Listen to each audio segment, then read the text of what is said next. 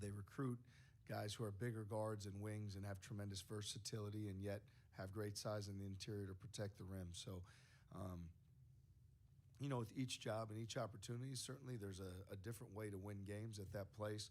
But I think with Coach Pope, you can count on a team that they're going to play really hard. They're going to compete. They're going to play with his passion, energy, and enthusiasm. And it's something that, you understand as the personnel changes, those are characteristics and attribute of a Mark Pope basketball team.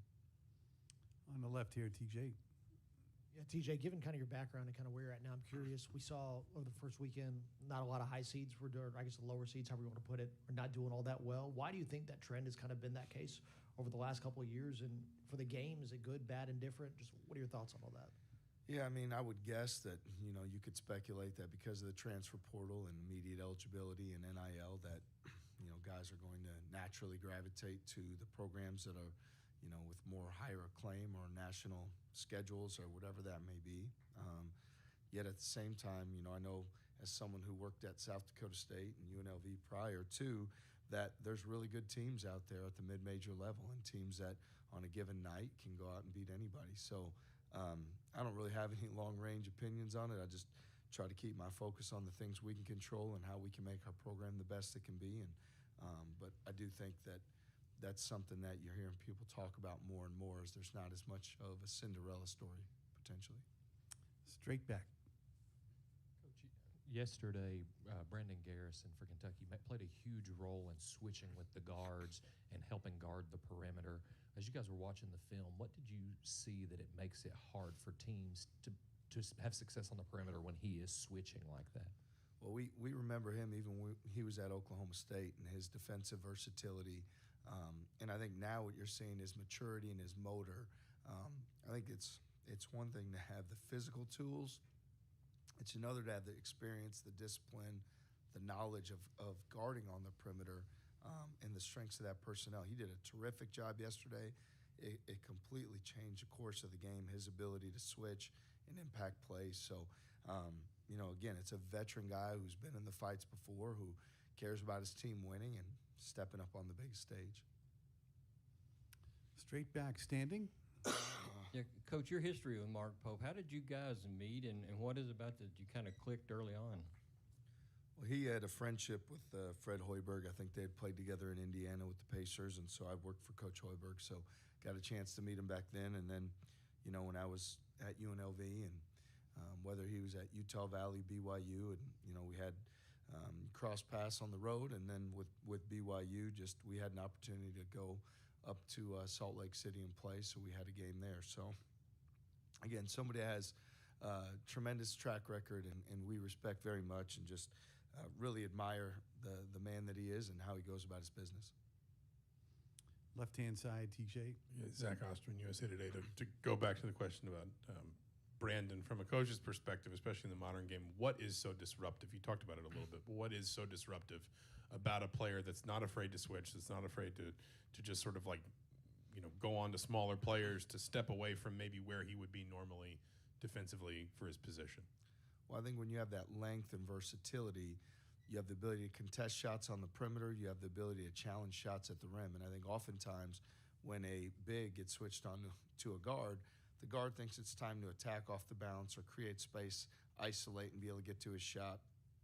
With Brandon, he has such great discipline defensively. Not only does he use his length to his benefit, but you always have in the back of your mind, do you really want to drive him to the rim and challenge him there? And I think there's a psychological thing that happens there of, all right, he could block my shot on the perimeter or at the rim, and he's still got the mobility and agility to contain the bounce. So I think he possesses, a huge challenge because of his ability to do all those things.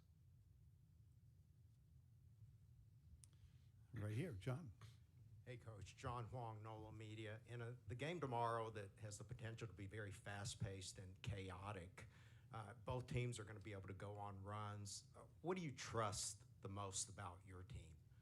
Yeah, our half-court team defense, that's where we hang our hat. That's where our greatest belief lies, and that's what we work to earn every single day. So it's important for us to make sure we get our defense set, make sure that we dial into our daily habits defensively, and that we set the tone by dictating. And that's that's what we work on every single day, and that's what we take tremendous pride in. Back left.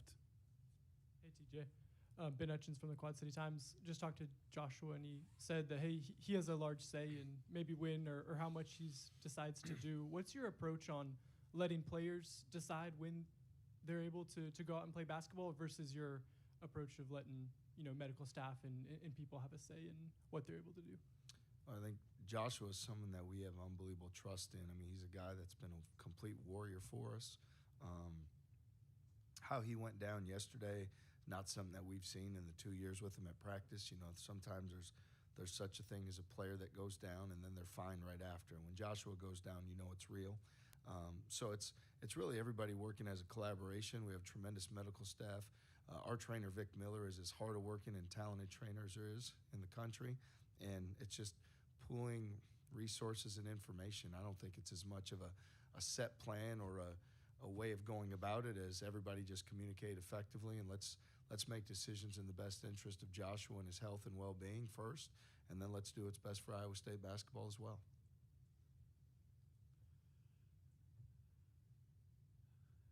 Anything else for the head coach?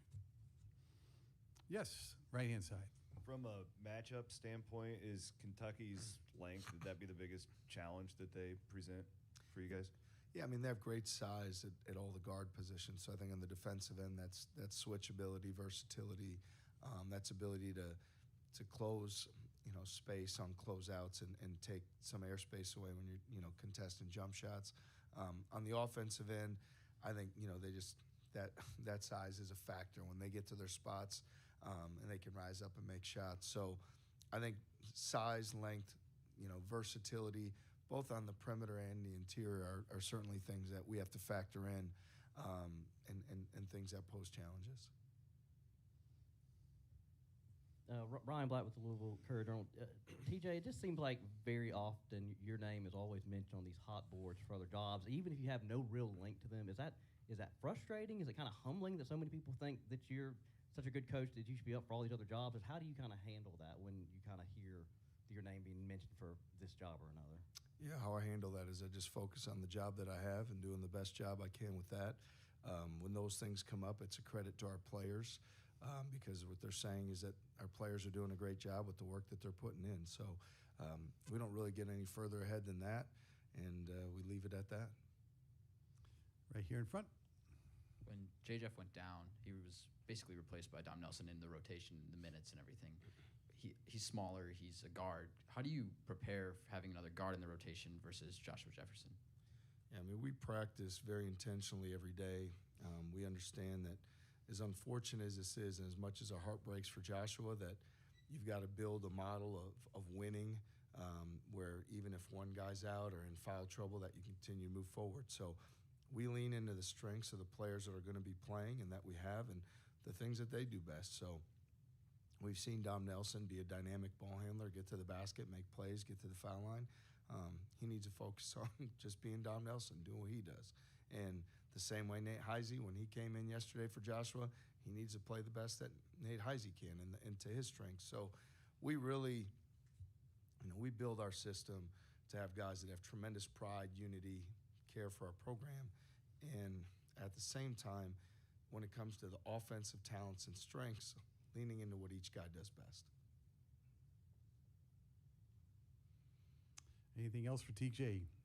All right. Thank you very much for your time. Best of luck tomorrow.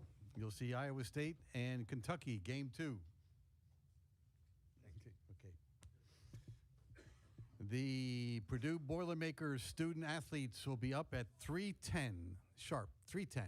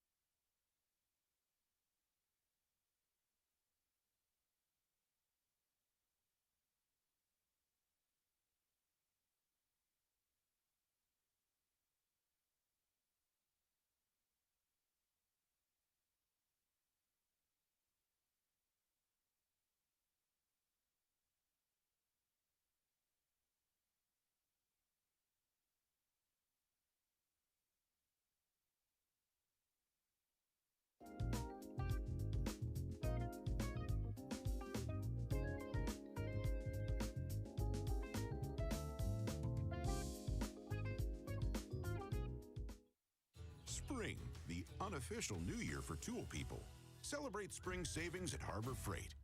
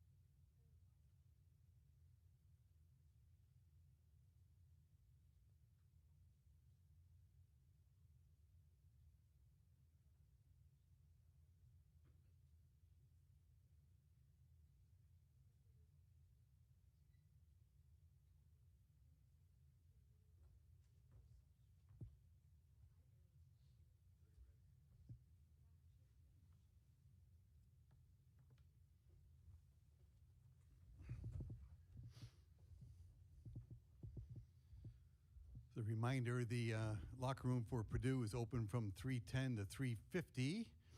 This session is the 3:10 to 3:30 spot. Features the student athletes from Purdue, Fletcher Lawyer, Braden Smith, Trey Kaufman-Wren. And we're going to start off with questions off the bat.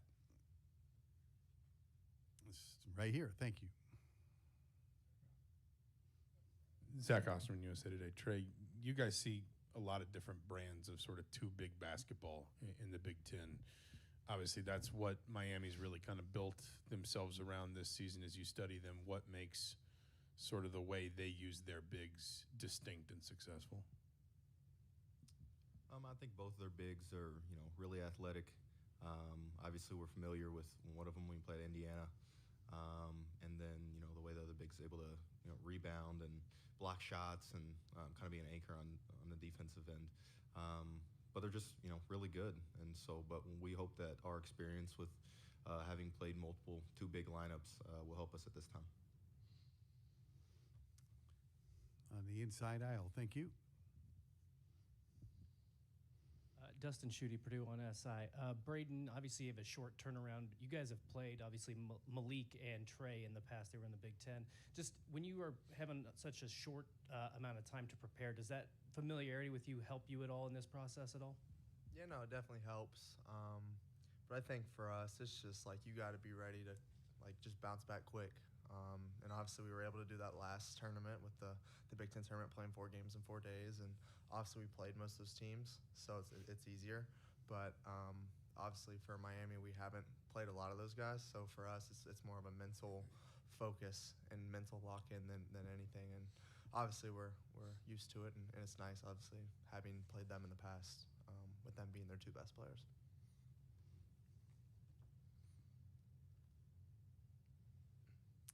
Right back.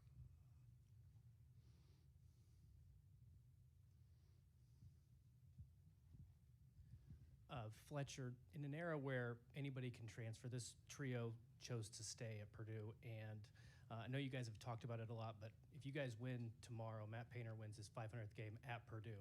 Just loyalty is a two-way street. What made the decision for you to come back so easy, and what is it about Matt Painter that makes him such a special coach? Yeah. Well, he recruited us, and he put a lot of faith in us early on.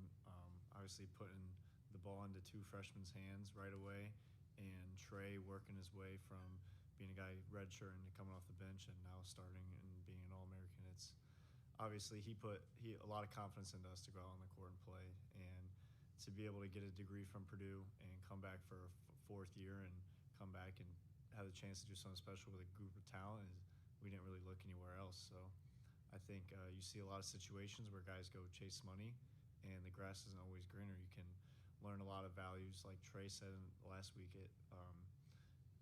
You get a lot of relationships. You learn so much from sticking with a group of guys and dealing with adversity. That why would we want to go somewhere else when we got a coach and a fan base and teammates that trust us?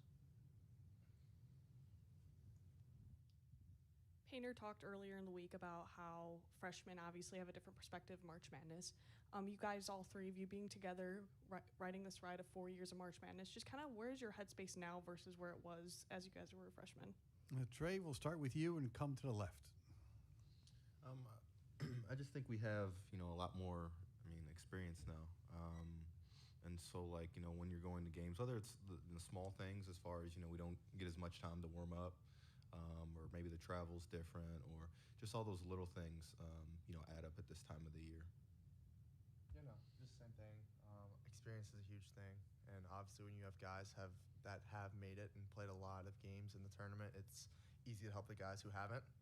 And I think for us, sometimes even we get lost in that, and we don't have that understanding, hey, we got to focus and relock back in and do those things, especially when it comes to tournament time. So being able to have each other to hold accountable, we also can hold accountable the younger guys and everybody else. So I think a lot of it's just little details. It takes a lot of little details to win in March. A lot of stuff you learned all summer, all fall, all winter now comes into play. So just making sure everybody's ready to go and ready to do their job.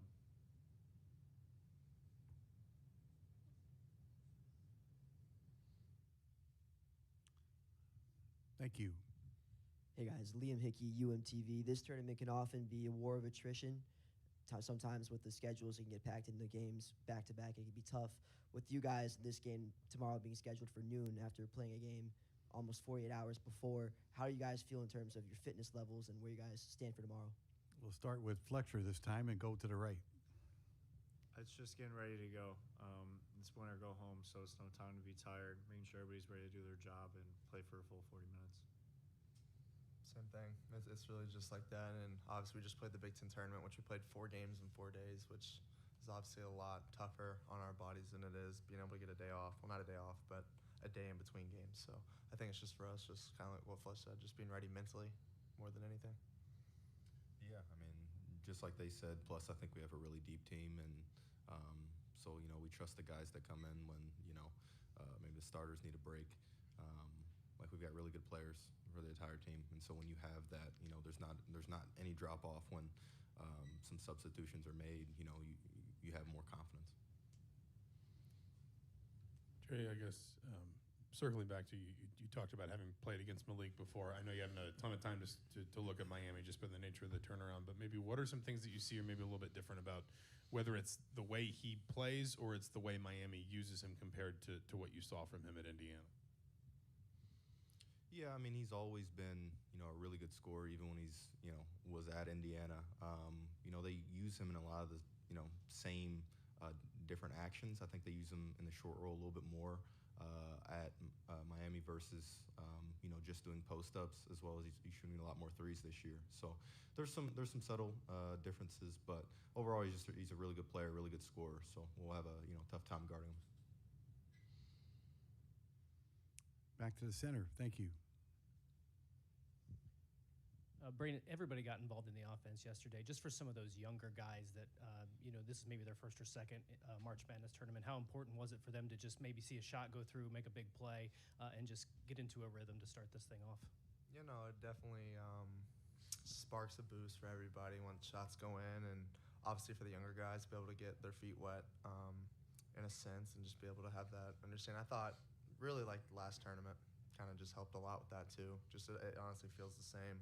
Obviously different stakes, but kind of feels the same. So I think they kind of got acclimated early on with that tournament. So, but yeah, no, it definitely helps when you make some shots and going into the big dance.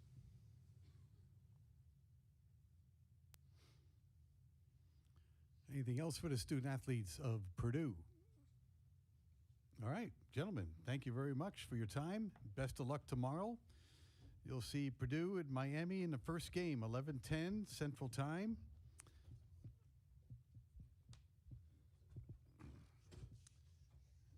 Head coach Matt Painter will be here at 3:30 to 3:50 slot.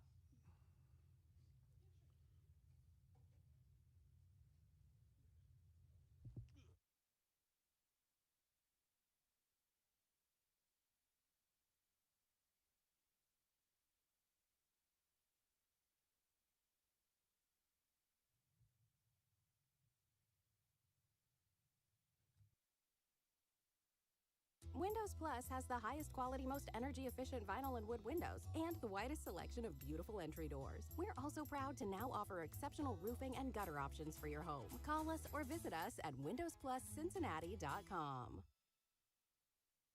This year, I've been super focused on hitting my daily protein goals, and Bavarian meat sticks have been perfect as a pre-workout bite. They have 0 sugar, 9 grams of protein, and trust me, the taste is just as great because I won't eat something if it's bland.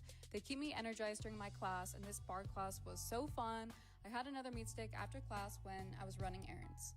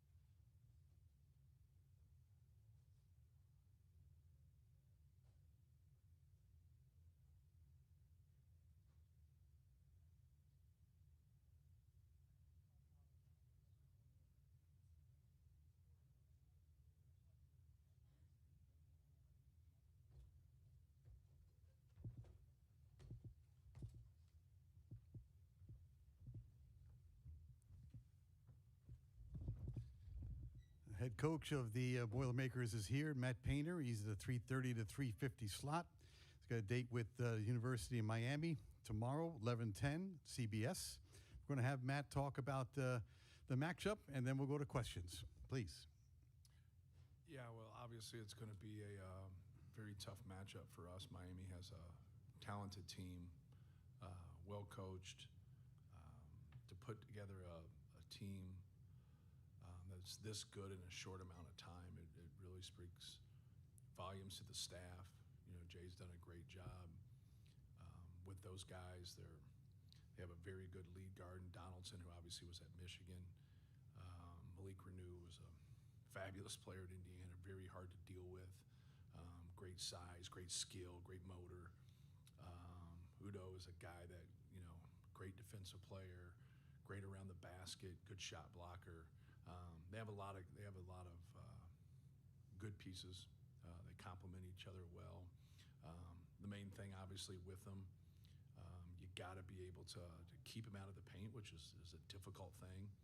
You know, Shelton Henderson is one of the best freshmen in the country, and just a bulldog, just tough, driver, skill, like, you know, plays hard.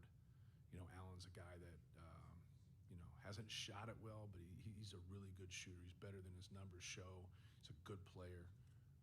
Saw him at Montverde when I was recruiting somebody else. But got to be able to keep him off the glass. You know, if they're going to get those second chance opportunities and they're going to get in transition because we don't take care of the basketball or take bad shots, you're just feeding right into their hand. They're very good in transition. They're very good off the glass. But they just have a good team. It's a very good team, obviously very good league. So they've been challenged. They've been through it this year. And we're looking forward to competing and, you know, being in St. Louis and, you know, hopefully making it to the second weekend. First question's right here, then we'll go on the opposite aisle. Dustin Schutte, Purdue on SI. Coach, is going to be a little bit of a long question, so I apologize. But over the last 10 years or so, the individual accomplishments have really piled up. Braden with the assists, Zach, 2-time National Player of the Year. Carson, then Fletcher, 3-point, and even dating back to Caleb Swanigan, I think he set a record for double-doubles in the Big Ten. But the one theme for those guys is they've all won at a high level at Purdue. I guess when you're out recruiting them, what characteristics are you looking for, maybe more so than just their physical abilities? Right. You know, the love of basketball, you know, just being, you know, passionate. And I think what comes out in an evaluation that's really important is just their competitive spirit, you know, the fight they have to them. And you can figure a lot of things out, you know, through, you know, your phone calls and checking in on them, kind of where they are all the time. You know, if they're always at a gym, they're always going to a workout, they're always talking about basketball. You want guys with great balance in their life, but there's also a part of you where you want guys that are consumed, and it means a lot to them, and that's the big piece of it. And then we really jump, you know, to the skill. We've always been able to get good size, and I think all those guys that you mentioned, that really helps us. You know, we've had really good size, but we've also had guards. When Klein and Carson made that great run, and the shots they were making in the tournament, like, it really helped us recruit guards going forward.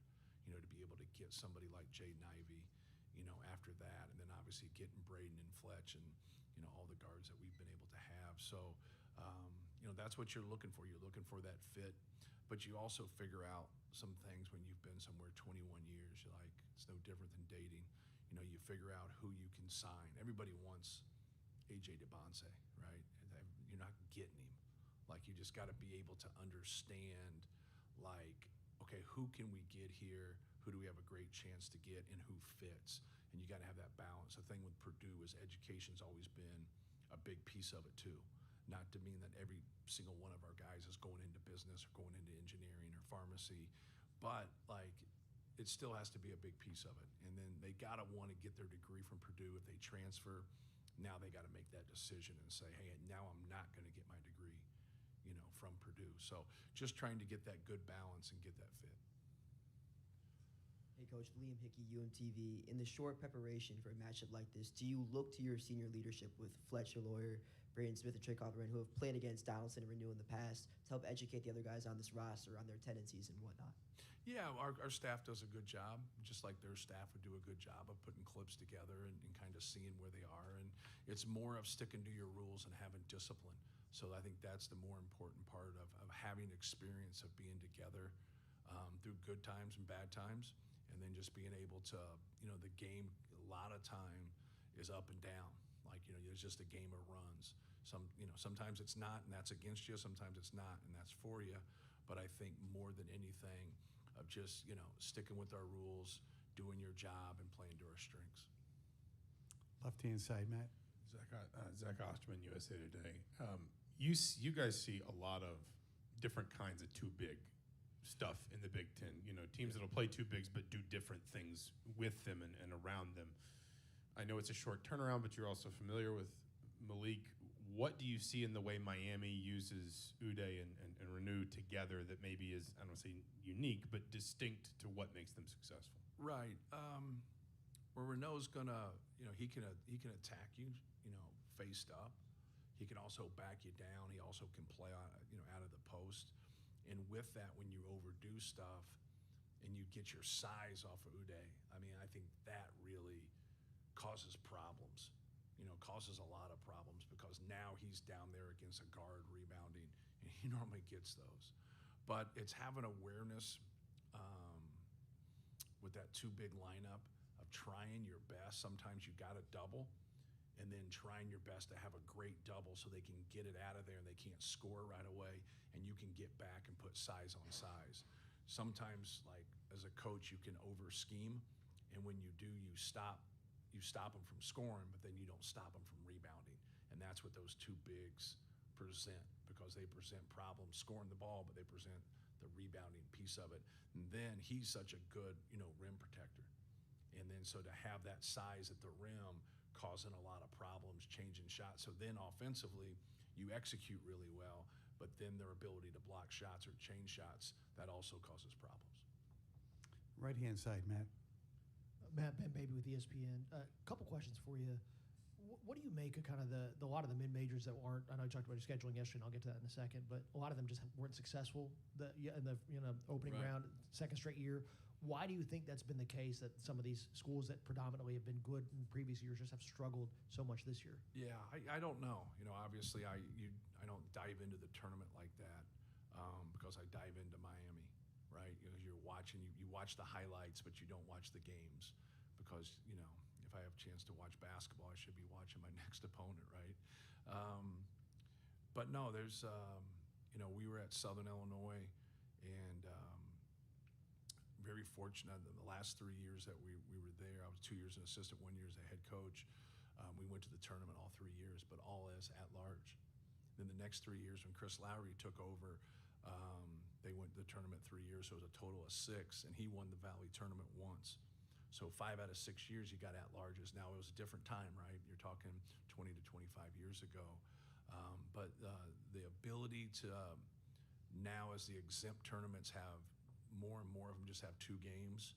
So like now the ability to try to get in there as a mid-major, because that's what you want. You want to play the high majors, and now you get them on a neutral court like you'd get them in an NCAA tournament on a neutral court. So just trying to get those opportunities more than anything to better your team and get them ready and get them prepared for the tournament. But also, if you don't win the tournament, your conference tournament, now being able to get in, are you worthy enough? And I'm not a proponent right now. I've tried to listen to everybody. I'm not a proponent of expanding the tournament. I think there's way more risk involved, and you're going to draw a line somewhere, no matter where the number is. And I'm just not. But if it did, it would have to include more mid-major teams at that point, in my opinion.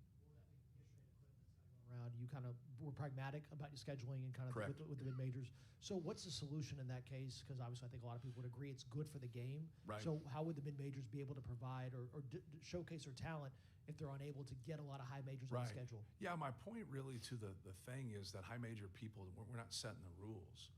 We're just looking at it from our perspective, from a institution's perspective and a conference perspective, and we're always going to do what's best for us. And when those guys say that type of things, and now they get jobs at the high major level, they're simply going to do the same thing that we're doing. Like that's all I was trying to make the point of. But high major schools, half of their non-conference is mid-major teams. It doesn't make sense when they say they won't play us. They might not play you. But that doesn't make, you understand what I'm saying? Like we played five mid-majors, we played 6 high majors last year. That was our non-conference schedule. But we also played Akron, Kent State, and Oakland, who had a good run in the NCAA tournament a couple years ago. Akron's made it. Kent State's been really good.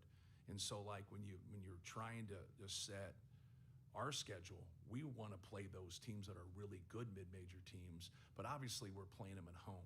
Now, we've also played through the years. When you've been somewhere 21 years, you've got a lot of data.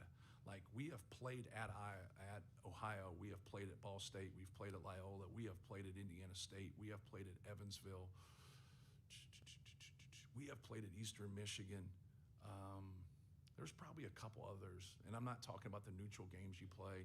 In Indianapolis, we have played Indiana State. We have played Ball State. And then when you talk exempt tournaments, like we've played other mid-major people through the years. Now, it's not a lot. So when those guys say, hey, come play us here, like it's got to make sense to do it. And so like our schedule this year, like when we play Marquette at home and we play Iowa State at home and we play Auburn neutral and Memphis neutral and Texas Tech neutral and at Alabama, like now like we play 3 really good mid-major teams that, have had success, been to the NCAA tournament. And so like, that gets you a top 10 schedule. And so why should we branch out and go play one more game on the road against a mid-major team when that already gets me at 8, 9, or 10 in the country in strength of schedule? On the aisle, thank you. Coach, to your credit for building a program over all these years with a reputation of retention, which is rare to do and impressive in a number of ways, with what Coach Jay Lucas has done this year, building a roster completely from scratch. Right. How impressive is that in its own distinct way? It is impressive. He has some connections there. Donaldson's from Florida, Malik Renew's from Miami. Also, Shelton Henderson's from Houston, signed with him at Duke, then obviously went with him there. He was a big reason why he went to Duke. So, you have those connections, and that's what helps us all, right? Having those connections and being able to get some of those guys to stay home, get some of those guys to follow him, and that's what you want to be able to do. The issues is if you got to do it every single year. Now, if some of those guys are seniors, some of them don't go pro, now being able to keep those guys, and so you can have that. It used to be like 7 or 8 man nucleus. Now you're just trying to have like a 3, 4, 5 man nucleus. So now when you go into that year 2, now you have that nucleus to build from. When the guys the guys that amaze me the most are the guys that can turn it over every year and still be damn good. Like that is really hard to do. And we got a couple guys in our league that are really good at it. And like the next year, you're like, man, look what all they lost. And they're still one of the best teams in the country, and that's difficult. And that's something that we might have to end up doing someday. We're going to keep trying to do it the way we are because that's been successful, but it's still, not enough data at this point. We're still in the infant stages of where we are, and we don't have consistency with the rules, so it's really hard to navigate also. We are a little bit past halfway in this session. We have 2 questions on the left-hand side. Harry's first. Matt Painter, Harry Schrader here, Valley Hoops Insider. You've talked about your longevity at Purdue and coaching and all that, but when you were 10-year-old Matt Painter and you're shooting in the driveway or in the park, who are those NCAA March Madness guys that you were thinking about, you wanted to be like, or they inspired that dream? Right. I grew up an Indiana fan, so I was always rooting for Indiana. I know that's sacrilegious now, but yeah, that was like the first thing that I remembered was Indiana winning the national championship when I was 6 years old. So then like you just kind of followed it, ever since then. But I grew up on Ball State's campus, so I thought Ball State's players were cool. Like as a little kid, I would go to the games there, and so you'd follow Indiana and you'd follow college basketball, and seeing NC State win it that one year, that was really cool. I liked Georgetown. I liked Patrick Ewing, and there's their dominance and the way they played and the way they took it to people. But like I grew up, watching the Big Ten and seeing the before cable hit. Like, you know, you would have the 3 channels, and you have that 1/4 channel that was kind of fuzzy. You know, that's where the Big Ten channels, Channel 4, and so like we would always just, you know, watch the games and watch the Big Ten games. And so when I had a chance to play in the Big Ten, like that was very, very surreal for me, because I wasn't like, you know, I wasn't somebody, I grew a lot in high school. I wasn't that great of a player when I was younger. Straight back. Thank you. Angela Morian, Wish TV. Matt, sorry if this has been asked already, but given the fact that you guys have been to the Sweet 16 the last 2 years, how much does that experience help you guys in facing a Miami team? Yeah, I don't, you know, obviously, the more experiences you can have, you know, you would think helps you, but I think once it gets down to it, you know, you have to be better than Miami. And the fact that some of their guys haven't been in this position, it's still just one game, right? And it's on a neutral court, and you got to compete and you know, be more efficient on the offensive end than them, be tougher than them. That's hard to do. They have a very, very good team. Like I said, they're well coached, and but you would like to think that, you know, the experiences that you have, and that's what you do as a coach. Like you try to give them, whether it's European trips or exempt tournaments or a tough schedule. You know it's going to be a grind in our league, just like it's a grind in their league. A little different now because you don't have, you know, it's not your dad's Big Ten. Not everybody plays each other twice, and it's balanced, so it's a little different. But for the most part, you're just hoping that your experiences really help, you know, your team. Right here. Thank you. Dustin, Purdue on SI. Yesterday, or last night's game, Braden was aggressive early, getting a shot. I think he took 4 shots in the first 5 minutes. I know he's really good at taking what the defense gives him, but what does him being aggressive in the offense and maybe getting some of those early shots, what does that open up for you guys offensively? Yeah, we always want him to be aggressive, but sometimes people, you know, they blitz him, they take the ball out of his hands, and that's where he's, you know, just, you know, has to do that, just that, and get that ball out of his hands and get them in rotations and get them moving. It depends on, you know, are they switching? Are they playing in a drop? Are they flat in their hedge? Are they high hedging? Are they corralling it and making him pass? And that's what we tell them. And obviously, some teams, you know exactly what they're doing, but some teams, they mix up their ball screen coverages. So we just, you know, let his instincts take over. And if they're going to play deeper, you know, he's got to look for his pull-up. He's got to look to get past the help. And it just depends on what we're running, the angles we're running. And but no, I thought it was great. I thought he, you know, played a really good game and took the shots that were there. Anything else for the head coach of Purdue? All right, Matt, thank you very much for your time. All right, thank you. You'll see him tomorrow morning, 11:10 against Miami. The student athletes for Miami will be up here at 3:55 sharp.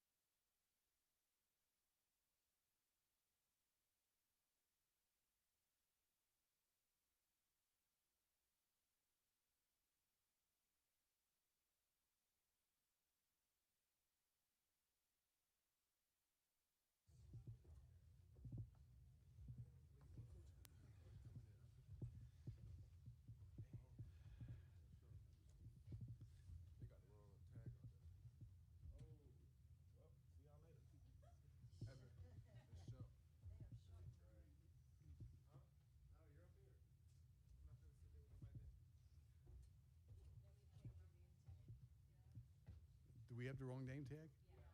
Who's?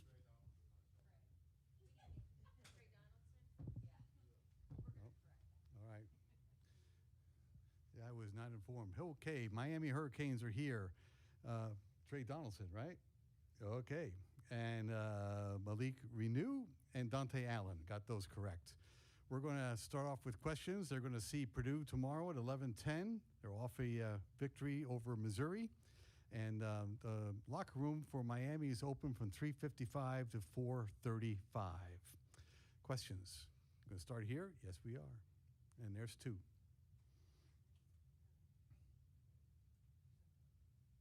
Michelle Kaufman from the Miami Herald. First of all, congratulations to all of you three for last night. I have two questions. Dante, I just want to ask you about your first experience in March Madness and what it's been like for you, what you anticipated compared to what it really is. And then for really any of you, maybe Trey or Malik, Braden, if you could talk about him. He set the record yesterday for assists. What do you think it'll be like playing against him? What kind of challenges does he pose? Thank you. For me, it's a blessing. You know, it's something like March Madness. I've been watching as a kid since I learned what basketball was. So to be able to kind of play in the tournament and that type of environment too, and the most importantly, be able to come out with a win, it's nothing short of a blessing. Something that I would have dreamed about when I was growing up, kind of learning how to play basketball. So a great experience. Even better that we were able to get the win also.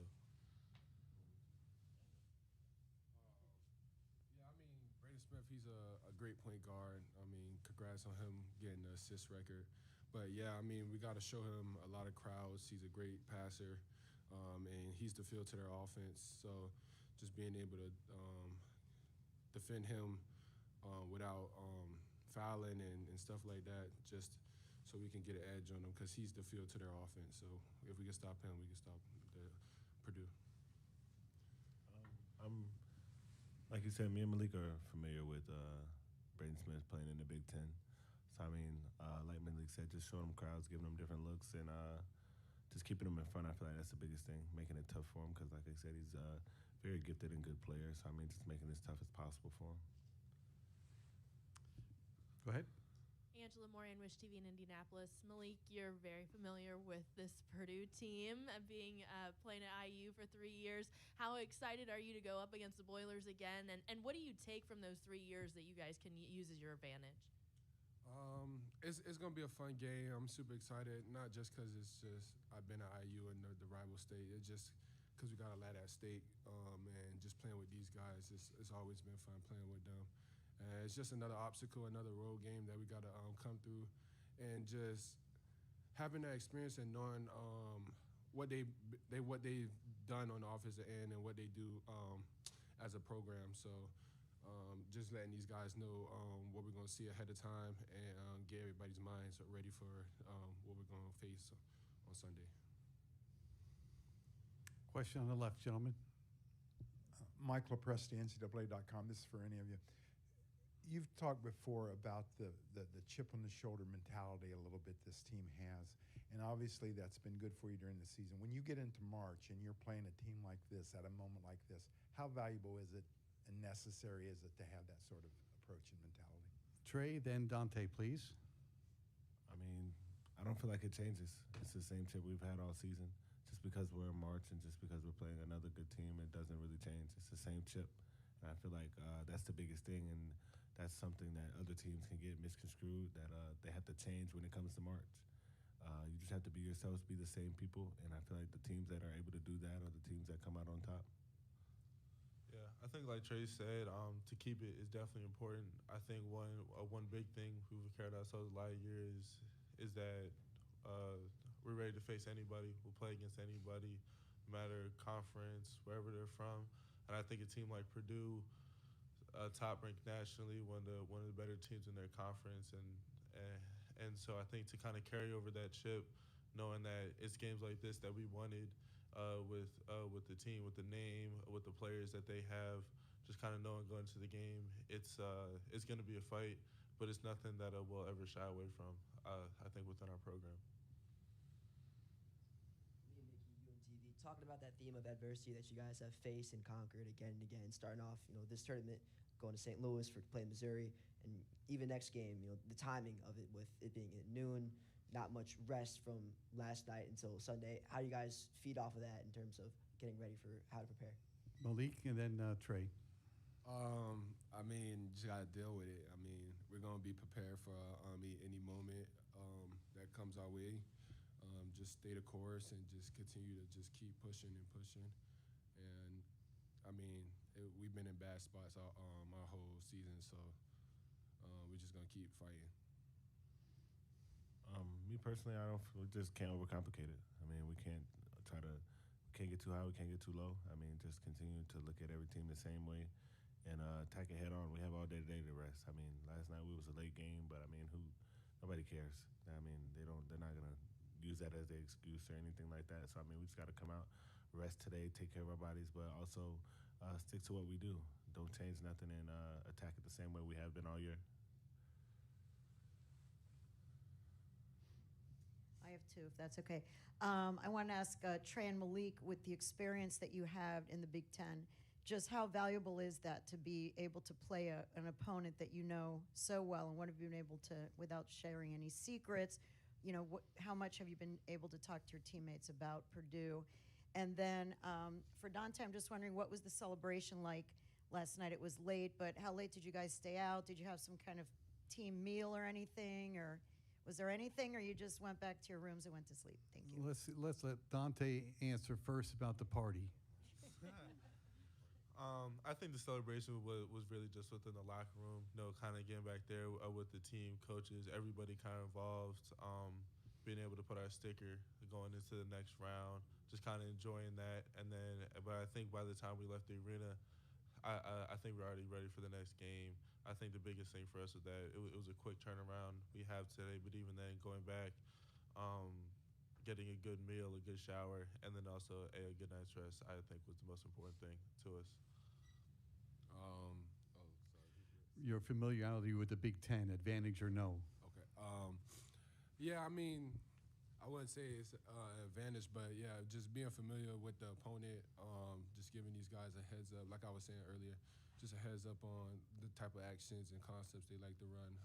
They got a lot of plays in their playbook, so we got to be prepared for everything, and just being prepared for everything. I mean, that's what I've been telling them, just showing them the little concepts and how to guard ball screens actions, because those are going to be vital in this game. I feel like just our experience with them is going to help us a lot. I mean, Purdue's been doing what they do for a long time. This is nothing new. Coach Painter's been doing. He's had the program down pass and done a great job with the program. But I mean, me being able to play them last year 3 times, knowing what it takes to win, it's just a big thing that I can not only relate to the young guys, but to Malik as well. Me and Malik bounce us a lot of ideas and thoughts off of each other on how we can help each other win. Him playing in the Big Ten for 3 years and being familiar with the program and what it means to him, I feel like it's going to be a big thing for us. Can I ask one thing? Is there a flip side where they know you too? They also know the two of you, right? Nah. Probably not so much traits here. Yeah, I mean, the way I play here is quite different than how I played at IU. So, I mean, we're going to be able to put me in space, and it's going to be harder to double team and stuff like that. So, yeah, that's pretty much. We've both grown a lot from last year, just in different aspects, mentally, physically, and obviously our basketball games have changed a lot. I played 1 year in the Big Ten, coming from Auburn. They weren't really familiar with my game. I mean, like I said, I played them 3 times, so they're gonna know a little bit. I mean, they're gonna have a good scout. They have a good program, so I know they're gonna prepare as best as possible. But we just got to be us. Question on the left-hand side. This is for each of you. What's the most important thing Coach Lucas has given you individually? What means the most to you? What is most powerful to you? I mean, his self-belief in us, the way he trusts everybody on the team to do their job at a high level, and then the confidence he gives in everybody to go out there and just compete and have fun and leave it all on the court. Me personally, just reminded me of like why I'm here. Me just being counted out, people thinking I wouldn't able to play basketball at a high level, things like that. That helps me keep that chip on my shoulder, helps me continue to play at a high level. I think for me, just kind of being a young guy coming in and having a bit of a bigger role within the team, just kind of installing that confidence in me, the same way that my teammates do, installing the confidence in me that I'm out there for a reason. I provide a lot of positives for our team, especially things that might not always show up within the stat sheet, the box score, stuff like that.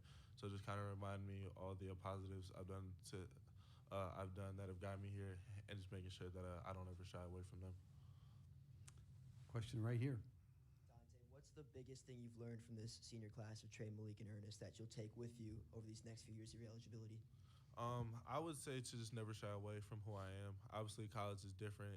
You got guys who are bigger, more physical, might be more experienced within college, but then also it's just like kind of knowing that I've been a really good player here before, been recruited, and I think kind of coming here, just always remembering the things that got me here, things like toughness, competitiveness, kind of stuff like that. So never shying away from them, never shying away from the things who make me me, and just going out there and just having fun every night, whether it's a game, practice, a individual workout by myself, just making sure I'm always having fun with it and always loving the game of basketball the same way I always have. Right back up front. I want to ask all of you, what did it feel like, if you could just describe or remember, when you ran out onto the court last night and everybody was booing? It was really, really loud. I'm just wondering what went through each of your minds, because it may be similar tomorrow. What did that feel like right when you go out from the tunnel and you're hearing this deafening boos? What does that feel like for you? Dante, start us off on that one, please. I think it was amazing for me. I think one of the best things about it is that I've always wanted to play in the tournament, but I think me also being a competitor, kind of having that extra level of adversity, it kind of being closer to their home, I think it just added to the fun for me, and then also added on just that really want to come out with the win. Running out to all the boos, I mean, I embrace the villain role. I like it. I like playing on the road. I feel like it's more fun. It gives you kind of gives you a little motivation. Got everybody going against you.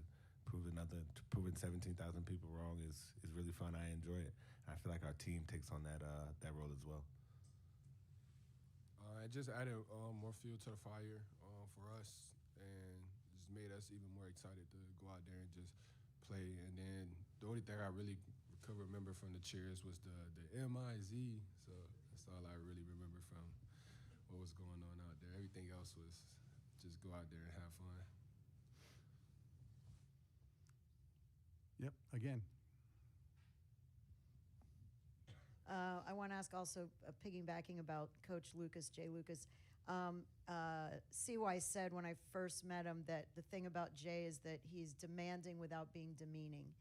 Can you guys talk about just his personality and how, when you see him, he just seems like this mild-mannered guy, but how can he balance that? How do you feel he balances being demanding but not demeaning? Thank you. Malik, we'll start with you and go that way. At the end of the day, he all wants what's best for us, so we understand that. And then just going out there and competing at a high level, he's going to yell at every single one of us, whether you're the top player on the team or you're the walk-on the team. He wants the best from everybody. So just having that ability and having that from a coach, it just makes us all go. And then off the court, he's just a great guy. I mean, he's going to talk to everybody. He's going to interact with everybody, and it's just a great guy to be around. I tip my hat to Coach. He's very professional. I feel like that's the biggest word when it comes to it, because like you're around the game of basketball and around great coaches and around great programs. So he just carries that on with him to his own program here in Miami, and he does a really good job of being professional and carrying himself the right way, but also holding us to a high standard and holding our entire program, coaches as well, to a high standard to understand what we want to get done and what his goal is for his program and his teams. I think like one thing Trey said is that he's been around the game. He's been a coach at high-level programs with high-level players. He's also been a player too. So I think one great thing about him is that he kind of understands the mind of a player a little bit. there'll always be times where he'll get honest when he like really needs to get his message across. But I think the best thing about him is that he understands us. He understands how to really get his message across, whether that's a one-on-one conversation, whether that's something that like he might need to emphasize a little bit more. But I think he does a really great job kind of understanding how we receive messages, kind of how to get that message across too. Very good. Anything else for the student body of Miami? All right, gentlemen, thank you very much for your time. Best of luck tomorrow, 11:10 tip-off with Purdue. Head coach will be here at 4:15 sharp.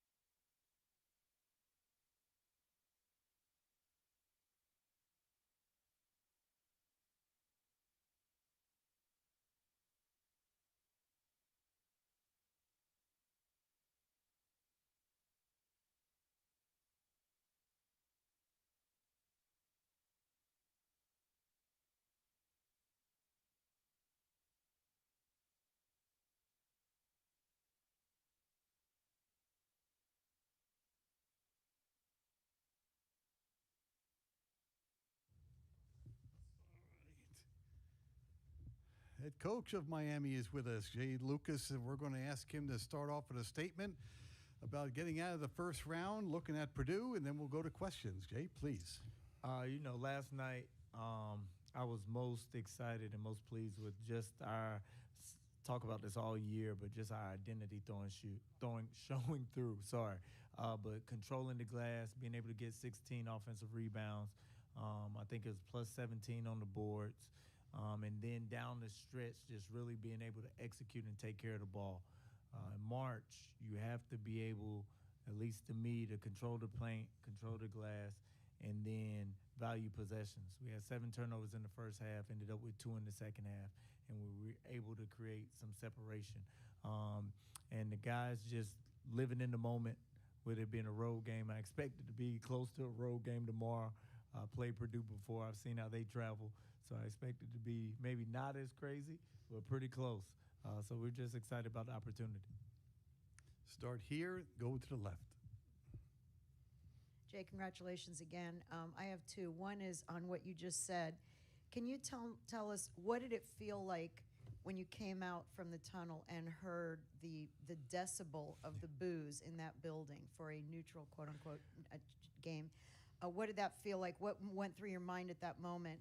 And then my other question is, if you could talk about facing Braden Smith, just what kind of challenges does he pose? What kind of matchup do you think that is? Thank you. Yeah, with the environment, we kind of picked up on it on the bus ride over. You can see all the Mizzou fans, the route we took, and just everything going on. And then I could hear him before I actually went out there. As the game was getting closer and as it got under 5 minutes, you could really start to hear him. Then walking out there, you could feel it. It felt like a road game, but it still felt like that big moment of being in the tournament, which is always exciting. So it was fun. It was fun. And then Braden Smith, he's good. Let's start there. He puts a lot of pressure on you. Just his IQ, his poise, his ability to just command the team. He almost runs it himself. Matt Painter is a great coach, but when you have a point guard like that, that's like having a great coach on the court, and you can just see it with how he commands the team. So for us, we gotta give him different looks. We gotta give him different coverages. He's seen everything, but we gotta keep him guessing. We got some stuff that we feel could kind of slow him down and make him think a little bit more than he usually does. So we'll try to do that. Left-hand side, Jake. Mike LaPresse, NCAA.com.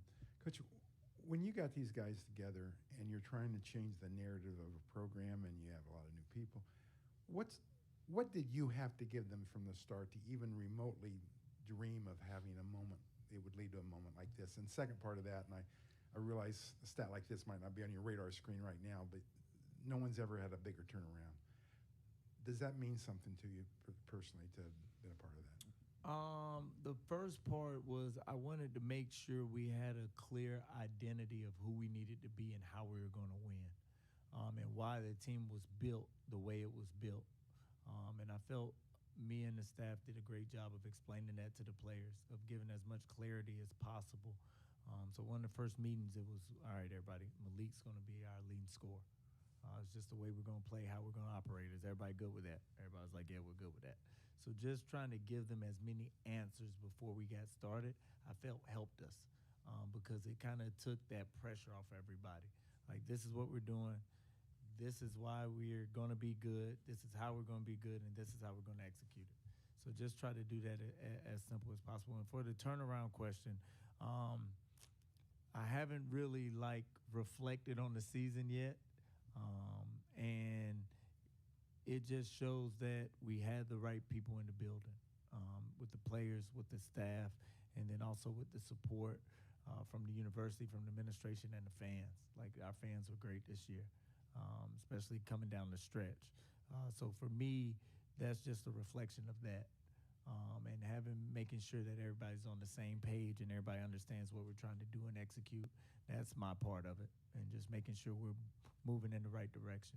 But it started with getting the right players and the right staff. Coach, talk a little about the game planning for Purdue. In the lead up a little while back to NC State, you're talking about picking your poison, whether it's limiting the perimeter shooting with Paul McNeil or down low with Van Al Newman. Yep. Here's kind of a similar setup where are you going to decide to put an emphasis on limiting Braden Smith and Lawyer, or is it going to be more down low with Clough and TKR? Which one are you going to try to limit more?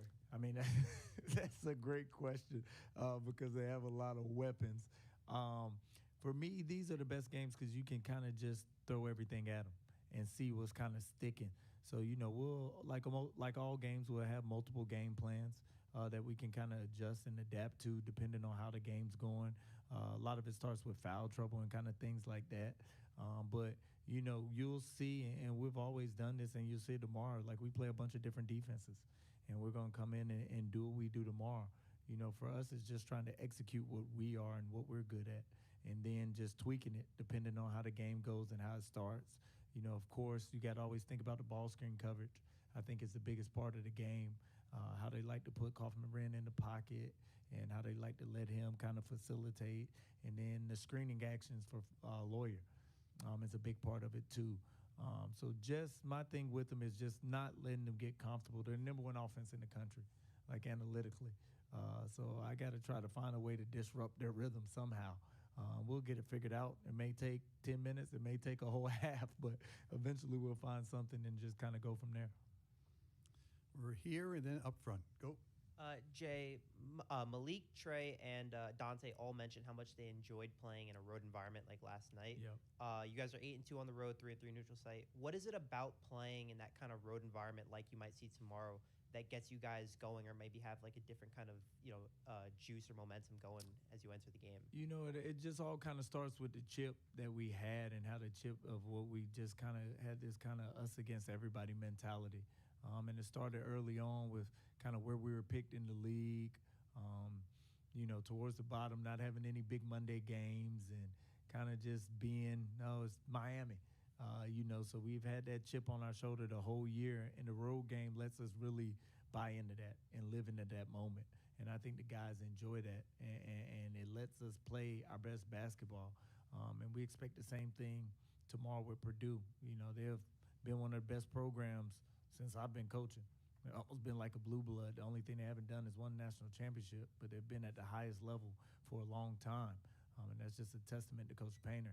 And so for us, it's just another environment where we'll be the underdog, we'll be outnumbered, but that's when we play our best.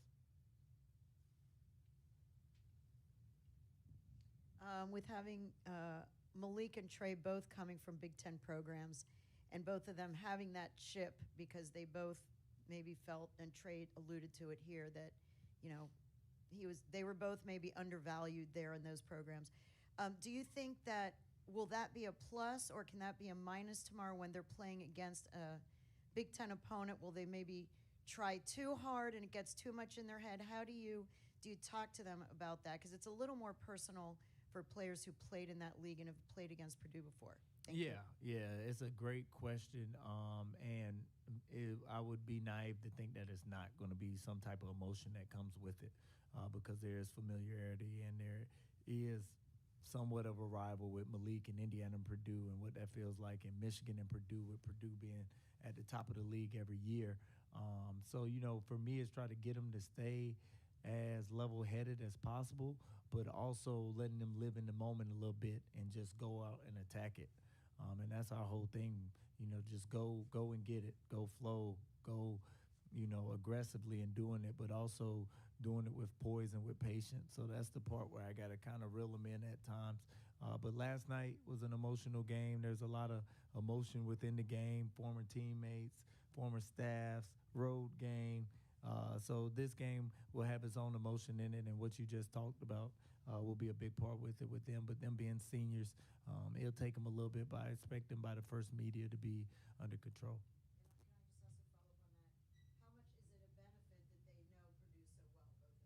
No, they do, and they know the tendencies. They know, one thing I will say about Purdue, I've played against them before, coached against them before. They have the tendencies that have carried over, like all great programs. Now, he does a great job of disguising it and having different offenses, but usually it gets to the same thing and the same actions. So understanding the triggers and when people are here, this is coming. When they throw the ball here, this is what's happening. So they already have that and been talking about it in film and our prep. And so I guess that's the biggest part in the short turnaround is you have people who have competed against them, which always helps. This is the first Big Ten opponent you've faced all year. Is there a certain play style that comes differently in that conference that you're not really accustomed to seeing during your time in other leagues throughout your career?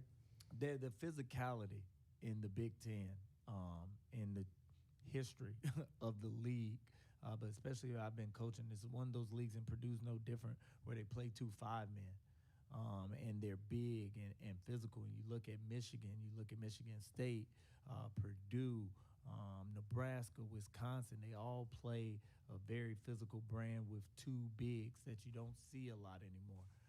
And so that's the one thing about it. And then on the perimeter, there's always great shooting. You know, it goes to the region of the conference in the Midwest with those states and those schools, just kind of how it's built through grassroots. It really shows in college.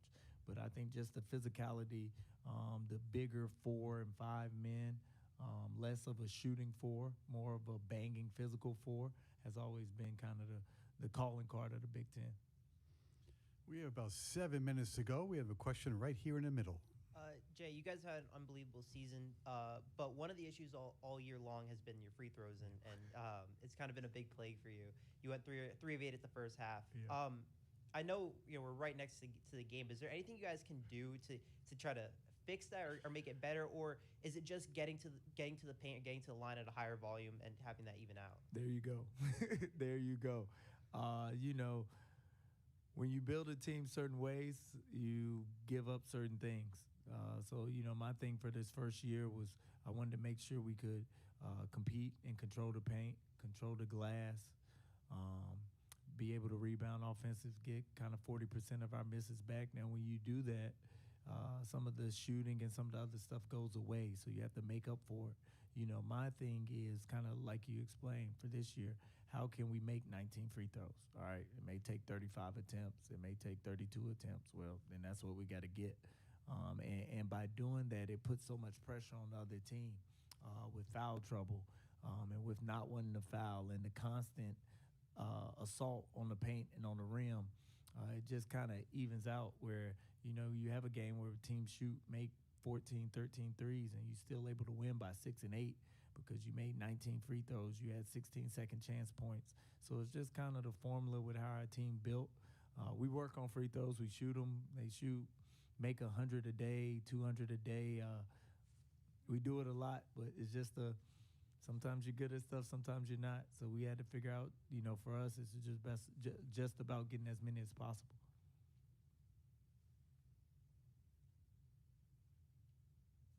Jay, I've been meaning to ask you this for a while because you've talked all year about this formula about, you know, just make more than the other team attempts and 40% of the offensive rebounds, all these numbers and statistics.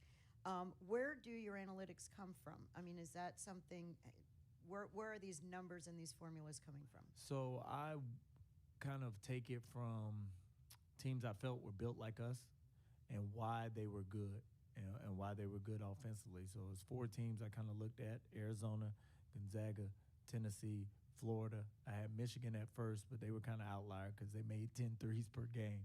So, you know, with Arizona, I've said this all year, they were #1 team in the country, and they only make 6 threes a game. But they also are the #3 offense. So you're trying to figure out, like, okay, why are they so good? You know, and then you look at their numbers, and what was true across all these teams was Arizona now, they shoot a lot of free throws, but they are really good at free throw shooting. They're one of the best free throw shooting, but they make 20 a game. You go to Gonzaga, they make 17 a game. Tennessee was like 18. Florida's like 19. So, okay. And then the offensive rebounding, everybody was at least 37% or higher. Okay. And then with threes, it was like that mean average was like 7.2, right around where we were. And then the second chance points was right around 14. So I kind of saw that and read into the numbers and felt for us this is a similar formula that we could do for this year of why we could be good offensively. And we have been for the most part. You know, we've had a few games where we struggled, but we've been a lot better offensively than I imagined. I thought we would be built more defensively, and we actually been more of an offensive-based team this year, which has shocked me. But just looking at teams that were built like us and why they were good, and then kind of reading into the numbers and seeing what it was, and that's kind of where I came up with it. Yeah, so far so good. Anything else for the head coach of Miami? Yep. Final question right here. Coach, last night really felt like a tone setter for Dante. How have you seen him come into this new role ever since that midseason, late season adjustment with him and True? It seems like he's really taken a step forward now. Yeah, Dante has grown throughout the season. And it could have been easy to start Dante at the beginning of the year just with the preseason and the summer he had. But True also had a great summer. I thought that was kind of where we needed to go, and it was for a part of the year. And then I felt we got stagnant throughout the year because our bench, we weren't using it as much and not getting a lot of production off the bench, especially once Marcus got out. So I felt we needed some pop off the bench. So flipping True and Dante, I felt put everybody in a bucket that they could be comfortable with. And so Dante is a great connector. He's really good at playing with other really good players. So putting him out there with that starting group, he's able to connect and do the little things and the winning things that really show up. And then it gave me the ability to bring True off the bench and put him more in the scoring role. So when Malik's off the court or Sheldon's off the court or Trey's off the court, we are coming in the game with some punch off the bench. And so Dante has done a great job of just continue to buy into the winning plays, and you've seen him develop throughout the year. Like his shooting showed up last night. He hit some big threes for us, but just his ability to defend, his ability to get in the paint and get fouled, and he's starting to make some reads. So he's grown throughout the season, and for me, I hope he stays around as long as possible. I want him to be one of the foundations of our program. Jay, thank you very much. Best of luck tomorrow. Thank you. Thank you, everyone.